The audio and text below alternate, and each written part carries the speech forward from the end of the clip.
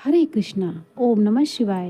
प्रिय भक्तों, आज वैशाख मास की पावन पूर्णिमा तिथि है, जिसे हम सभी श्रद्धा और उल्लास के साथ बुद्ध पूर्णिमा के रूप में मना रहे हैं।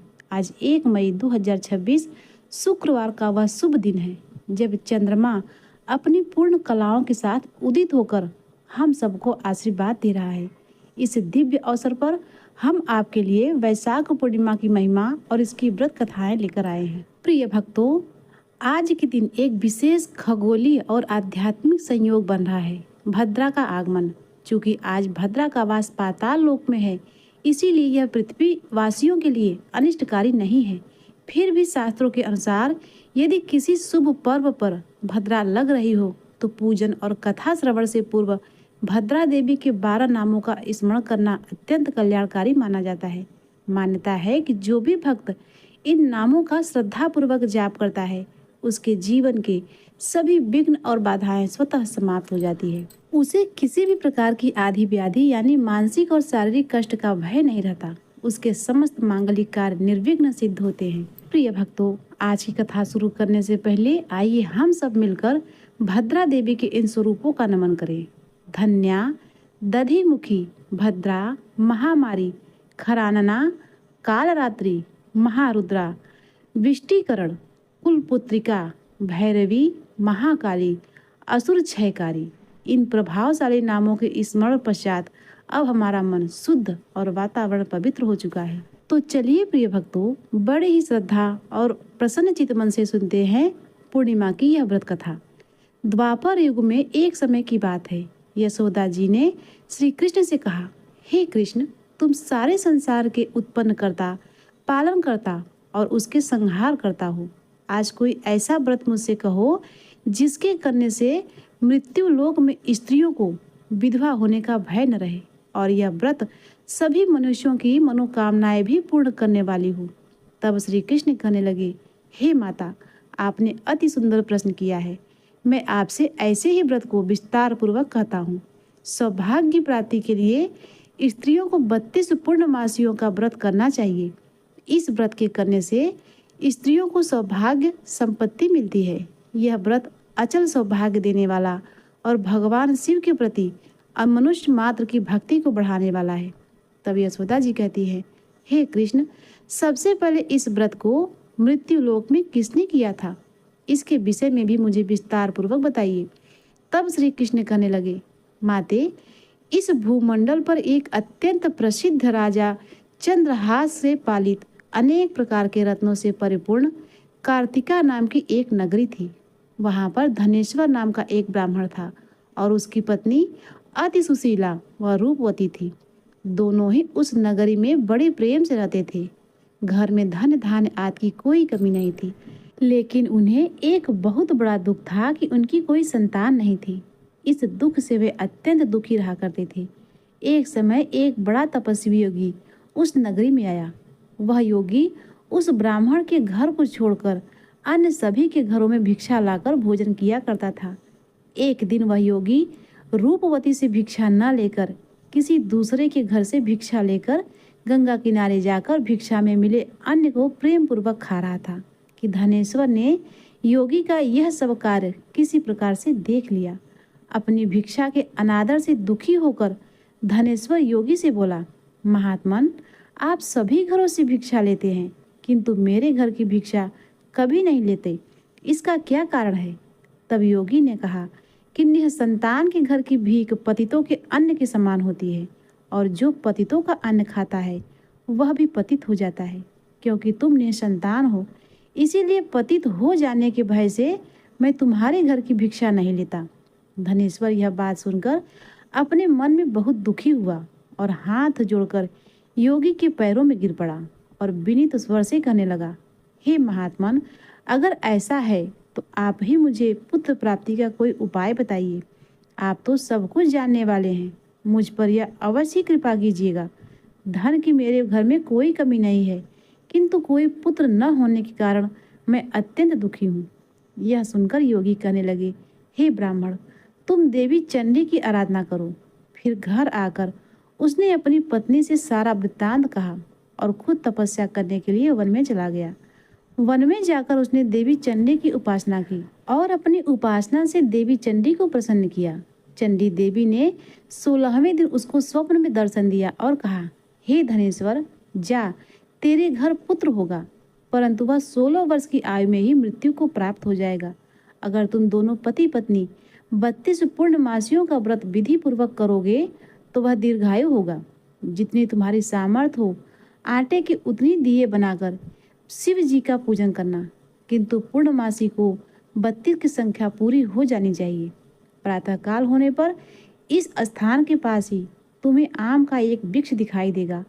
उस पर चढ़कर तुम एक फल तोड़कर जल्दी अपने घर चले जाना और अपनी पत्नी से सारा वृत्तांत कहना।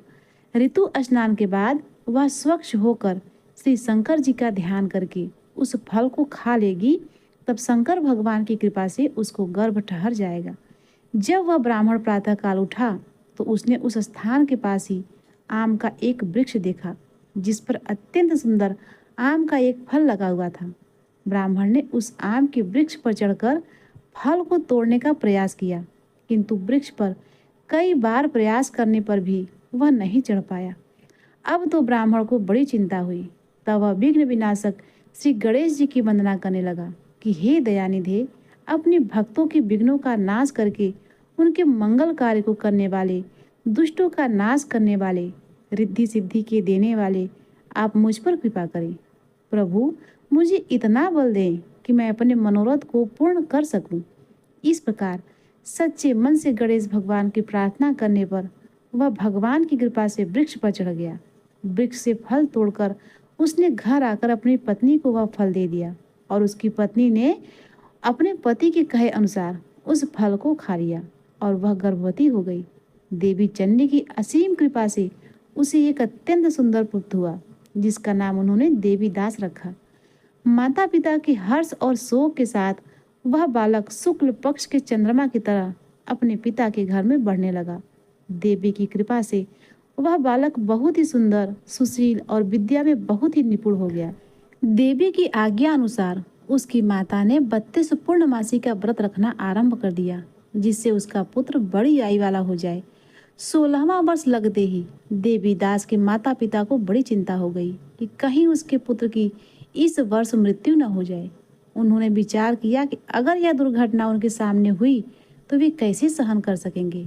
इसीलिए उन्होंने देवीदास के मामा को बुलाया और कहा, हमारी इच्छा है कि देवीदास 1 वर्ष तक काशी में जाकर विद्या अध्ययन करे। उसको तुम अकेला कभी मत छोड़ना, इसीलिए तुम साथ में जाओ और 1 वर्ष के बाद इसे वापस लौटा लाना। सारा प्रबंध करके उसके माता पिता ने काशी जाने के लिए देवीदास को एक घोड़े पर बिठाया और उसके मामा को उसके साथ कर दिया। किंतु बालक के अल्पहाय होने की बात बालक को या उसके मामा को नहीं बताई। धनेश्वर ने अपने पत्नी के साथ मिलकर अपने पुत्र की मंगल कामना और दीर्घ आयु के लिए देवी भगवती की आराधना और पूर्णमासियों का व्रत आरंभ कर दिया। इस प्रकार 32 पूर्णमासी का व्रत पूरा किया। कुछ समय बीतने के बाद एक दिन वह दोनों मामा और भांजे रास्ते में रात बिताने के लिए किसी ग्राम में ठहरे हुए थे। उस दिन उस गांव में एक ब्राह्मण की अत्यंत सुंदरी, सुशीला, विदुषी और गुणवती कन्या का विवाह होने वाला था। जिस धर्मशाला के अंदर वह और उसकी बारात ठहरी हुई थी, उसी धर्मशाला में देवीदास और उसके मामा भी ठहरे हुए थे। संयोगवश कन्या को तेल आदि चढ़ाकर मंडप आदि का कर्म किया गया तो लग्न के समय वर को धनुर्वात हो गया। वह हिलने डुलने और चलने में बिल्कुल असमर्थ हो गया। तब वर के पिता ने अपने परिवारजनों से परामर्श करके निश्चय किया कि यह देवीदास मेरे पुत्र जैसा ही सुंदर है। मैं इसके साथ ही लग्न करा दूं और बाद में विवाह के सभी कार्य मेरे पुत्र के साथ हो जाएगा। ऐसा सोचकर देवीदास के मामा से जाकर वह बोला कि तुम थोड़ी देर के लिए अपने भांजे को दे दो, जिससे विवाह के लग्न का सारा कार्य सुचारू रूप से हो सके।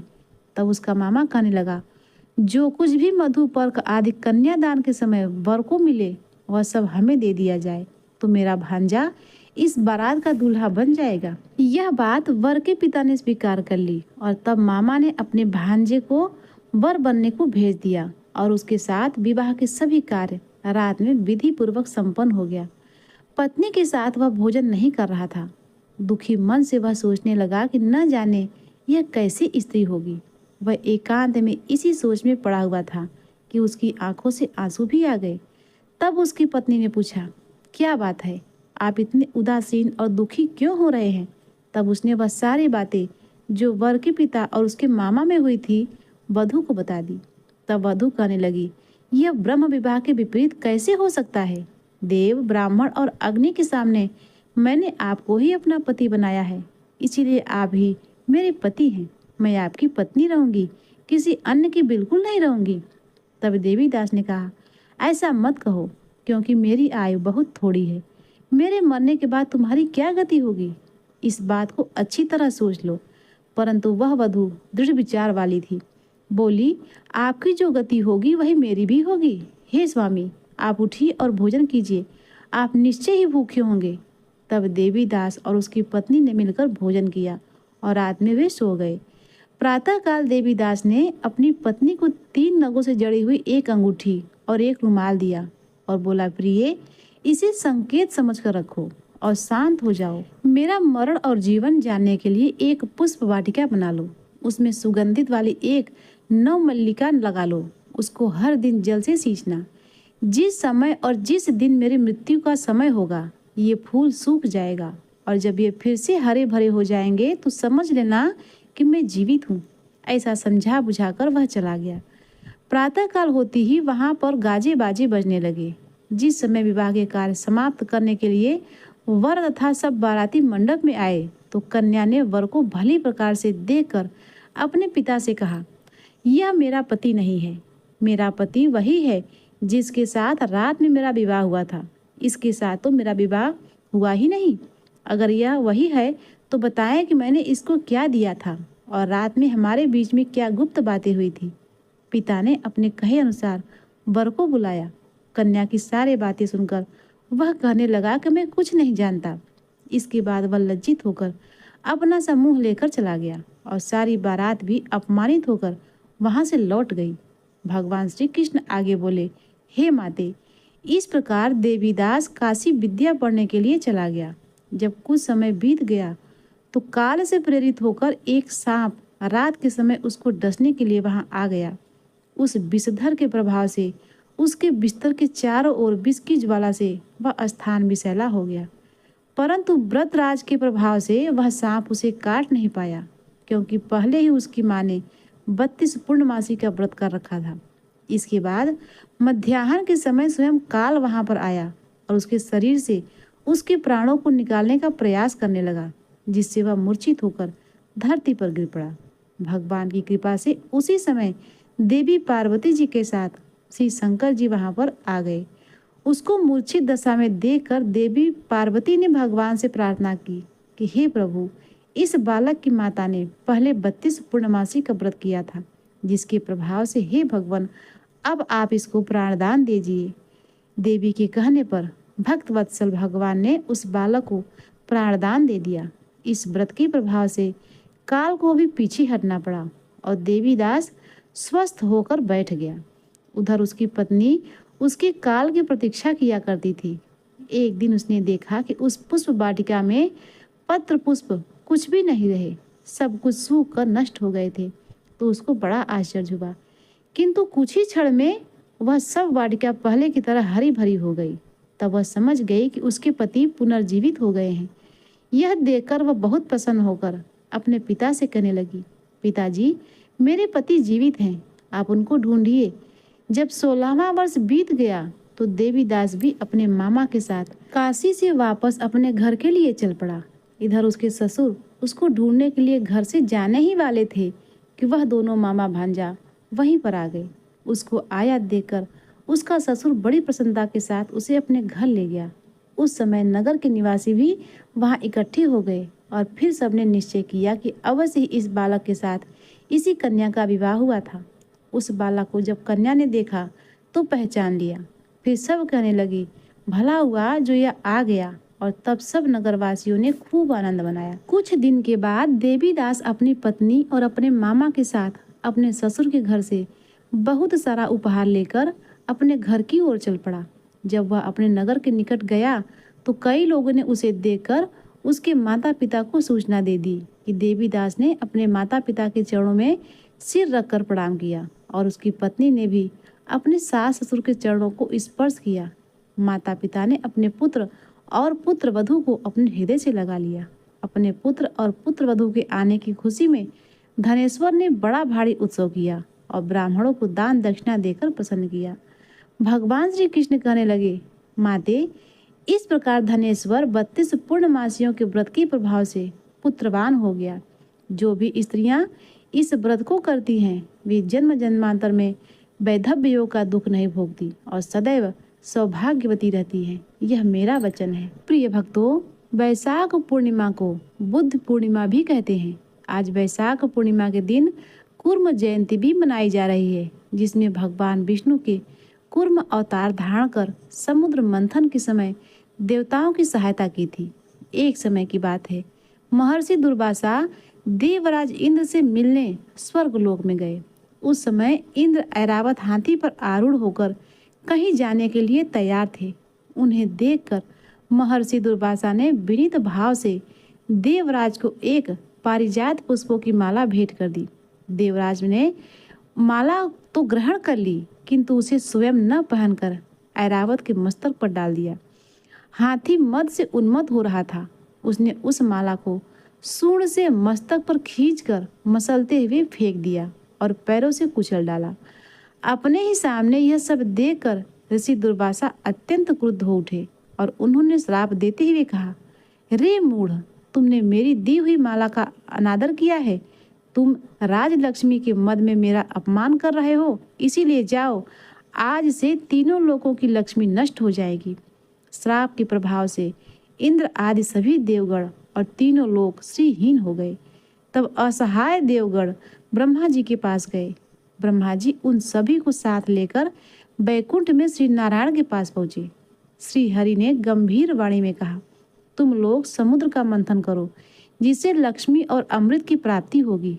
इसके लिए तुम असुरों के साथ संधि कर लो। मथने के लिए मंदराचल पर्वत का सहारा लिया गया और वासुकी नाग की रस्सी बनाई गई, किंतु अथाह सागर में मंदराचल पर्वत डूबता हुआ रसातल में धंसने लगा। यह देखकर भगवान श्री हरि ने कूर्म यानी कछुआ रूप धारण कर मंदराचल पर्वत अपनी पीठ पर धारण कर लिया। भगवान कूर्म की विशाल पीठ पर मंदराचल अब तेजी से घूमने लगा और इस प्रकार समुद्र मंथन संपन्न हुआ। प्रिय भक्तों, आज शुक्रवार के दिन पूर्णमासी का संयोग पड़ा है, इसीलिए अब सुनिए माँ लक्ष्मी जी की कथा। एक गांव में एक बार एक साहूकार रहता था। उसकी एक पुत्री थी जो हर दिन नियम से पीपल सींचने जाया करती थी। पीपल के वृक्ष से हर दिन लक्ष्मी जी प्रकट होती।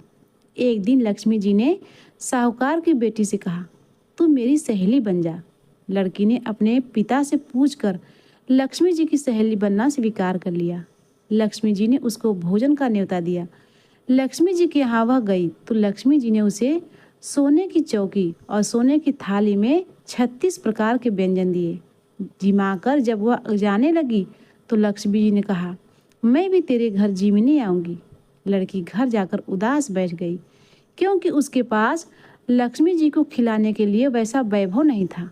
पिता ने कहा, गोबर मिट्टी से चौका लगाकर घर की सफाई कर ले और लक्ष्मी जी का नाम लेकर बैठ जा। उसी समय एक रानी नहा रही थी। उसका 9 लखा हार एक चील उठाकर ले गई और साहूकार के घर पर डाल गई। साहूकार की पुत्री ने उस हार को बेचकर सोने की चौकी, थाल और 36 प्रकार के भोजन की सामग्री खरीदी। उसने बहुत तैयारी की। तब गणेश जी आगे आगे और पीछे पीछे लक्ष्मी जी चली आई। साहूकार की बेटी के आग्रह पर लक्ष्मी जी चौकी पर बैठ गई। साहूकार की पुत्री ने उनकी खूब खातिर की। लक्ष्मी जी उस पर प्रसन्न हो गई और उसका घर धन संपदा से भर दिया। हे लक्ष्मी जी, जैसा आपने साहूकार की बेटी को दिया वैसा सबको देना। कहते सुनते हुंकारा भरते अपने सारे परिवार को देना। सबकी दरिद्रता को दूर करना। तो एक बार प्रेम से बोलिए, लक्ष्मी नारायण भगवान की जय। तो प्रिय भक्तों, आज की वीडियो आपको कैसी लगी कृपया कमेंट बॉक्स में हमें ज़रूर बताइएगा। यदि हमारी कथाएं आपको पसंद आती हों तो हमारे वीडियो को लाइक और चैनल को सब्सक्राइब करना न भूलिएगा। मिलते हैं अगले वीडियो में, तब तक के लिए नमस्कार।